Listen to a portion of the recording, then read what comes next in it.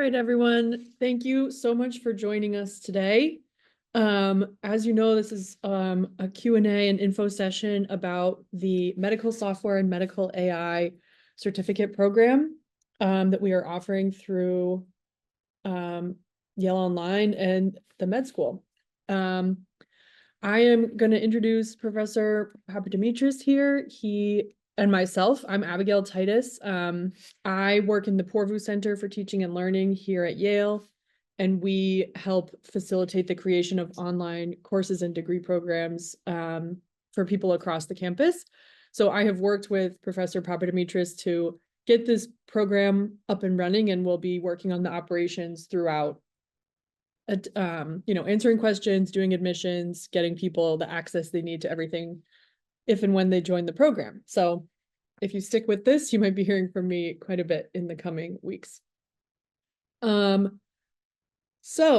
I'm going to kick it over to Professor Papademetris. We'll talk a bit about him, give him an intro, and then cover kind of the content and the breadth of the program, what you can expect if you choose to join.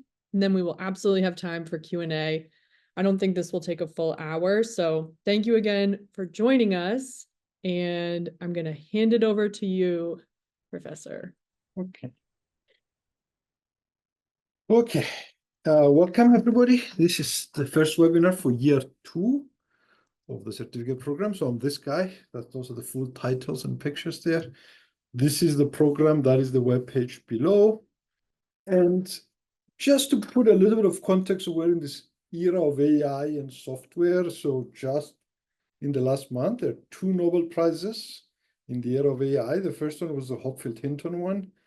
And these are the people who did foundation work in neural networks. Just to show you how much we understand of this field, I went to a talk by John Hopfield about 30 years ago at Yale. And everybody looked at the talk at the end and said, who's really worried about neural networks anymore? This is all a waste of time. Just shows you what anybody knows sometimes. So 30 years later, this really an impressive talk became a Nobel Prize. So there.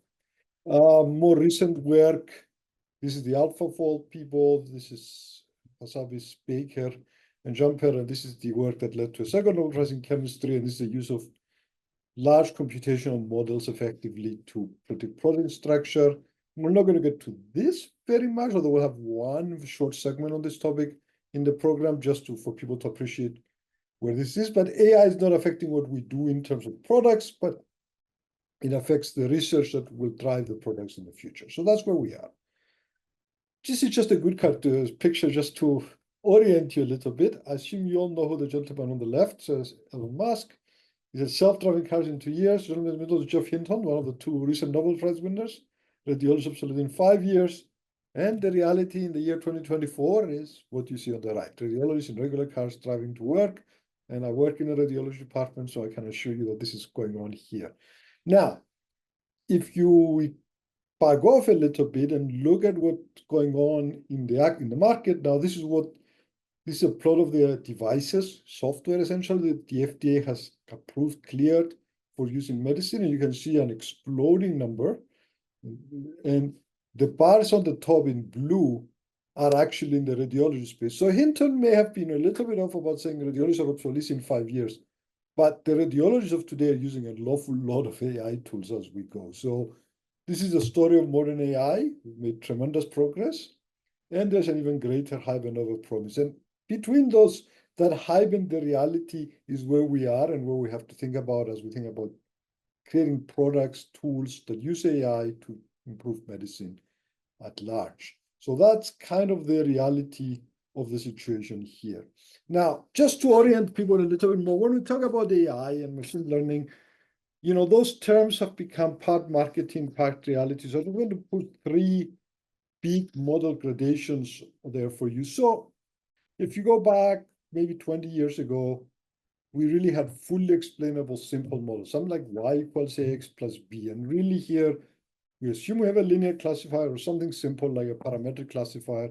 We design everything up to a small number of parameters. And this probably is classical machine learning.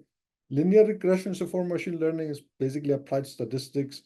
And in the giant list of products that the FDA has cleared that use AI that they report, good number of them are this type of thing.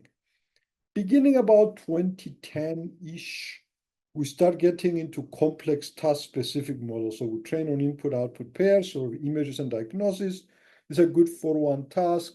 And this is really most current deep learning approaches. So almost all the advanced machine learning AI tools that are in the market right now belong in this second category. And then as of the last maybe 2, 3, 4 years, we begin to see this thing, last category, foundation models. Now we're into billions and trillions of parameters.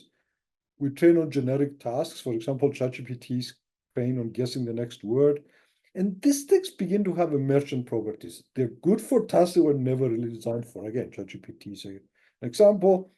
And optionally, we take these foundation models like what we get, either Llama, ChatGPT, what have you. And people have worked up techniques such as prompting, retrieval augmented generation, fine-tuning to tweak these models for specific tasks. So the reality is 1 and 2, the excitement in the field is all about foundation models. We're not there yet. In fact, the FDA this month is having a couple of meetings to figure out what to do with these things. And, the marketing term for this is probably generative AI, but, all of those go. It's just, I want to give you a sense of the complexity. So ChatGPT 4 has close to 2 trillion parameters. So we've gone a long ways from 2 to 2 trillion, as you can tell. The thing I always like students to remember, and this is an emphasis of this course, is that we think a little bit more about systems and less about machine learning tools. We'll talk about machine learning, but we think of them in the context of systems. So the way my analogy is always this idea of engines and cars, the old Mini up there. So one way to visualize the reality between AI and maybe software systems is think about a car, and the software, the big tool is the car, and AI maybe is a component, perhaps the engine. Now, the thing I always emphasize again and again, you'll be sick of hearing this if you listen to me long enough, is that users drive the car, not the engine. If you look out your window, you will not see any engines on the road. You will see cars. And this is important as you think about AI. So the engine is critical, but if you think about a car, other things, the brakes, the seat comfort, the mirrors, can affect the user as much as the engine sometimes. And most people don't buy engines. I mean, there are some car nuts who just completely buy a car based on engines. But the reality is that most of us who buy cars think about other things as well. And this is true when we think about a medical AI product. Sure, the AI is cool and enables certain things, but what might sell it ultimately, what might make it usable in a clinical setting, is all the other things, the software tools around it. And one of the take-home messages is that you'll hear a lot about things like bias and safety and security. And people think of them as, well, AI safety, so we need better AI. But often the solution isn't better AI. The solution is better system design, right? It's all the things that go around the AI potentially may enable that. And you see this also in things like ChatGPT, where they filter questions and they bias the system certain ways to avoid this. The other part of the puzzle here, and this is the reality of medicine, is this idea of humans in the system, computer systems as well. So of the 900 plus AI systems that are clear for medical use, all but one, to my knowledge, are designed to be human assist devices. So they produce an output for a human to look at and make a decision. This will change as we move in the future, but this is where we are now. So from an engineering perspective, the question we have to ask is, what is the system here? Is that red box? Is that what we're thinking about testing? Or is that the yellow box, the human plus the computer? And the reality of AI in medicine right now is we have to think about the yellow box and how the human and the computer communicate, how we present information to the human, how we validate this complete system. And now if you put an engineer's hat on, you don't understand what the human is doing, but the red box is your system, right? That's what you designed. If you're a patient, you're getting a diagnosis, your diagnosis comes from the yellow box. So the yellow box is really the system we're interested in. And so this idea of how humans and computers interact and usability, all of those things will come in again and again as we think about designing new systems. So things to remember as we think about this space, just to put some terminology on the table. If a tool is used to diagnose or treat patients, then it qualifies as what's known as a medical device and is subject to regulatory review prior to being sold, being used in a clinical system. So in the United States, that's the Food and Drug Administration.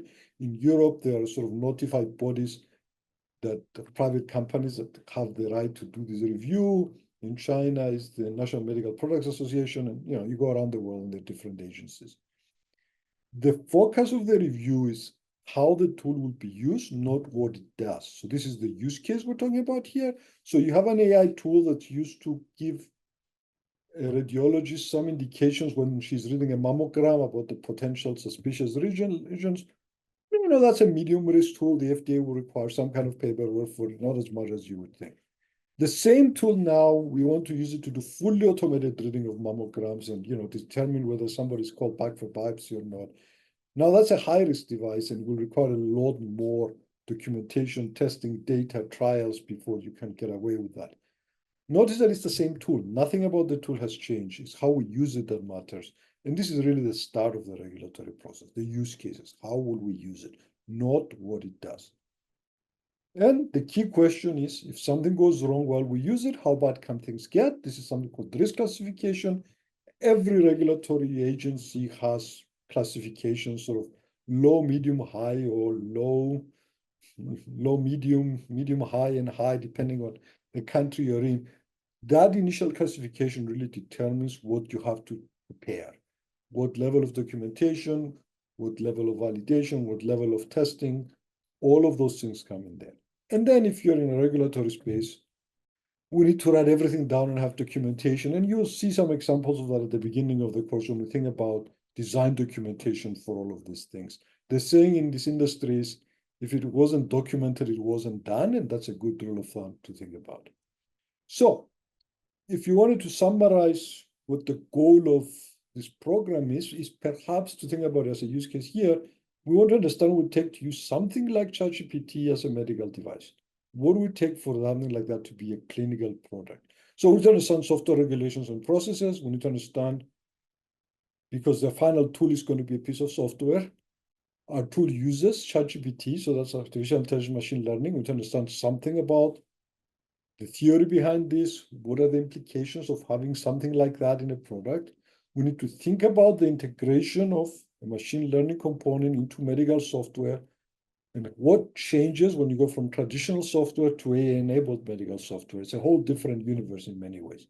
And then if that's not enough, then we need to think about where will this fit in a clinical workflow. We have to think about the clinical applications and how will our tool fit into the picture. So that's kind of a big picture of what we will talk about. So here is the program outline. We will have 4 modules, each lasting 4 weeks. And we learned from last year, so we'll have a week break between each 4-week module, so we have a chance to catch up and recover.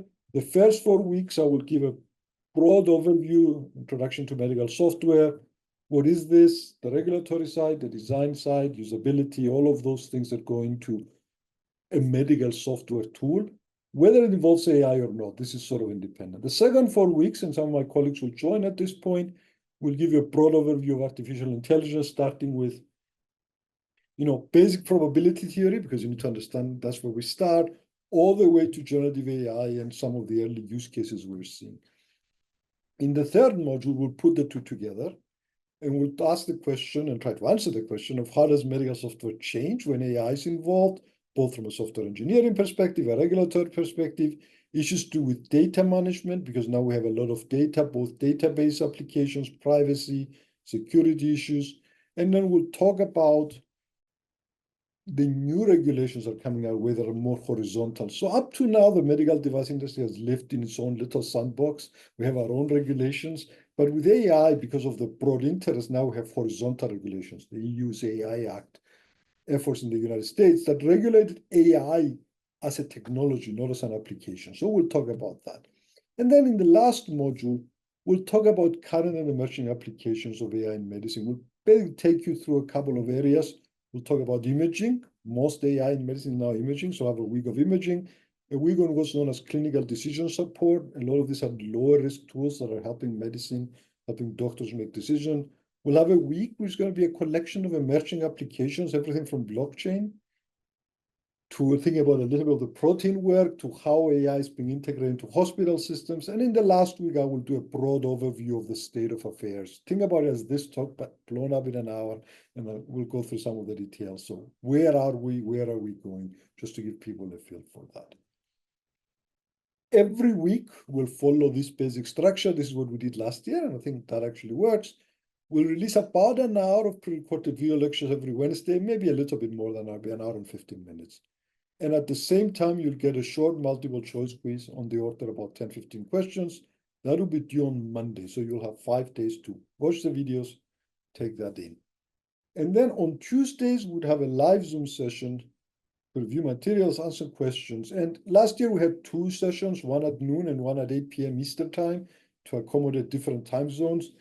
And typically, at least for participants in the United States, what we had is that some people came at noon sometimes and in the evening other times, depending on their work schedule. People in Europe tend to come at noon because it was late at night for them to come at 8 p.m.